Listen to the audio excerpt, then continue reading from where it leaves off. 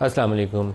Iran के अंदर Ismail Haniyeh की शहादत, जो हमास के सरबराह और फ़लस्तीन के वज़ीर आज़म भी रहे 2006 के अंदर, बहुत बड़ा वाक़या, बहुत बड़ा वाक़या। पूरे मिडल ईस्ट की पॉलिटिक्स का ऊपर इसका बहुत ज़्यादा असर पड़ेगा। पूरे इस इलाक़ाई सियासत के ऊपर इसका बहुत असर पड़ेगा। जो सिक्योरिटी सिचुएशन है इस इलाके की, यकसर तब्दील हो सकती है।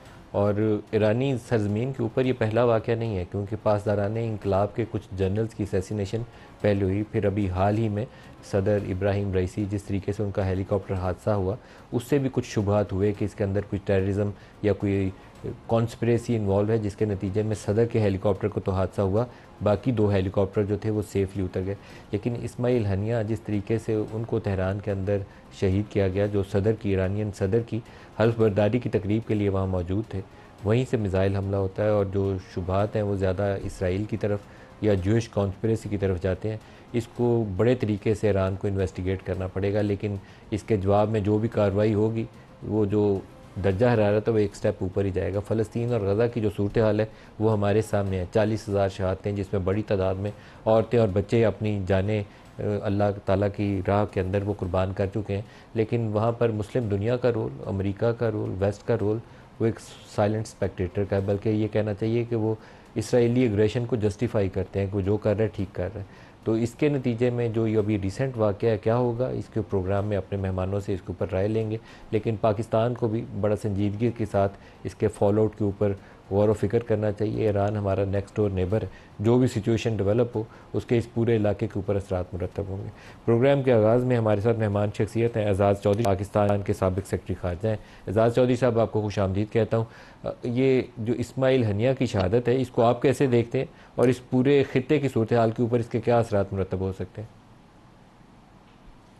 इसराइल की तरफ से ये दूसरी बड़ी कोशिश है कि किसी तरीके से जंग का दायरा वसी किया जाए और ईरान को इसमें मुलव्वस किया जाए, शामिल किया जाए।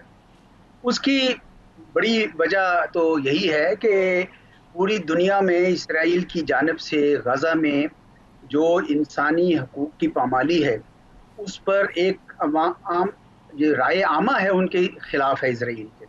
तो चुनाचे वो दबाव हटाने के लिए चाहता है कि किसी तरीके से जंग का दायरा फैले। और पहले उसने दमास्कस में किया ये वाकया, और अब ये कहीं ज्यादा ज्यादा संजीदा तरीके से ये उसने ये प्रोवोकेशन की है।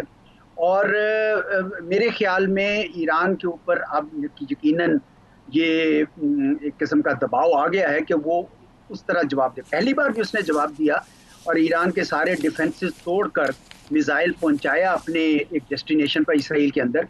तो अब भी ईरान जो है वो कोई कोई ना कोई कदम तो जरूर उठाएगा, और उनके रहबर ने भी कहा है कि बड़ी हम इसको पनिशमेंट देंगे। लेकिन मैं ये समझता हूं कि जहां इसराइल की पूरी कोशिश है कि ये दायरा फैले जंग का, और उसमें हो सके तो अमेरिका भी शामिल हो, वहां ईरान बिल्कुल ये नहीं चाहता कि जंग का दायरा फैले। और मेरे ख्याल में अरब ममालिक भी नहीं चाहते, और मेरे ख्याल में अमेरिका भी नहीं चाहते, क्योंकि इसके नतीजे में जो तबाही आ सकती है उससे ना सिर्फ ये खिता बल्कि पूरी दुनिया जो है उसके लपेट में आ सकती है। इसलिए ईरान को जहां एक सजा देने के लिए इकदाम तो उठाना होगा, वहां पे मैं समझता हूं कि वो एक प्रेगमेटिक अप्रोच के साथ एक मेजर्ड किस्म का रिस्पांस देंगे, जिस तरह उन्होंने पिछली बार दिया। हम्म। लेकिन सर, अगर आप रिसेंट पास देखें, जनरल कासिम सुलेमानी, फिर दिसंबर वाला 2003, जिसका अभी आपने हवाला भी दिया, 2023 वाला सैयद रज़ा मूसवी शाम वाला वाक़या, फिर पासदारान इंकलाब के कर्नल हसन सयाद खुदाई वाला वाक़या, ये बेशुमार वाक़यात हैं ऊपर नीचे।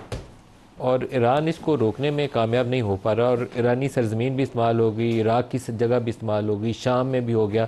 तो इसका मतलब है कि इसराइल का जहाँ दिल चाहता है वो फ्री विल के मुताबिक असैसिनेट किसी को कर सकता है। ये कोई नई साइंस है दुनिया में, या इसको मदद हासिल है CIA की भी और बाकी ममालिक की भी, और ईरानियन क्योंकि तवील अरसे से सैंक्शन में शायद वो कमज़ोर पड़ चुके हैं?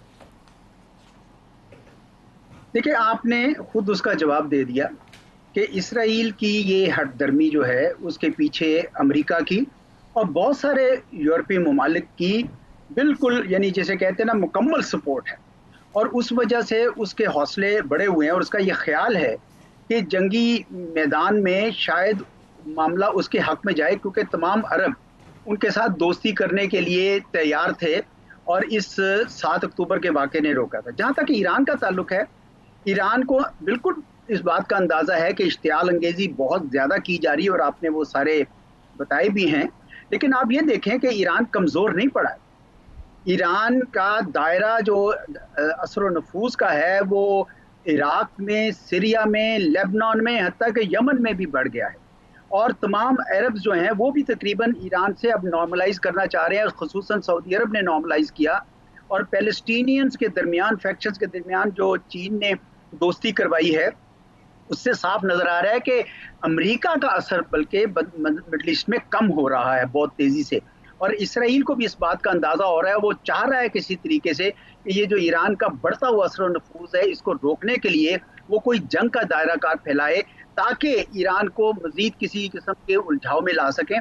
तो ये मुझे नहीं लगता कि ईरान कमजोर हुआ है, बल्कि ईरान की ताकत बढ़ गई है। और खुसूसन पिछली मरतबा जब इन्होंने किया था उस वक्त भी बढ़ी थी, और आज भी इसराइल को तैयार रहना चाहिए, क्योंकि जंग इसके जो उसके मजमूम अज़ाइम हैं कि गाजा में किसी तरीके से सारे फ़लस्तीनियों को या मार दिया जाए या बाहर भेज दिया जाए ताकि ग्रेटर इसराइल बन सके, मेरा नहीं ख्याल कि वो मुमकिन हो सकेगा जब तक ईरान वहाँ पे अपने पाँव पे खड़ा है। और ईरान को इतनी हल्की ताकत मत समझिए, 2,500 मिलियन स्क्वायर किलोमीटर का मुल्क है और उसके अंदर जो उसकी आबादी है और बड़ा वसाइल हैं, इतने आराम से सिर्फ सैंक्शंस की वजह से ईरान को ढाना मेरे ख्याल में इतना आसान नहीं होगा। एक लास्ट क्वेश्चन पूछ लूँ, अगर एस्केलेशन होती है इस वाक़े के नतीजे में और ये रीजन पूरा अनसेटल होता है, पाकिस्तान को इसके लिए क्या पेशबंदी करनी चाहिए? देखिए, ये मेरा अपना ज़ाती ख्याल ये है कि बहुत बड़ी एस्केलेशन नहीं होगी, थोड़ी एस्केलेशन तो यकीनन होगी, जंग नहीं होगी। लेकिन अगर खुदा ना खास्ता जंग का दायरा उस तरफ फैलता है तो यकीनन आपकी बात दुरुस्त है, क्योंकि सबसे बड़ा जो खतरा है कि कहीं ये जंग न्यूक्लियर जंग में तब्दील ना हो जाए।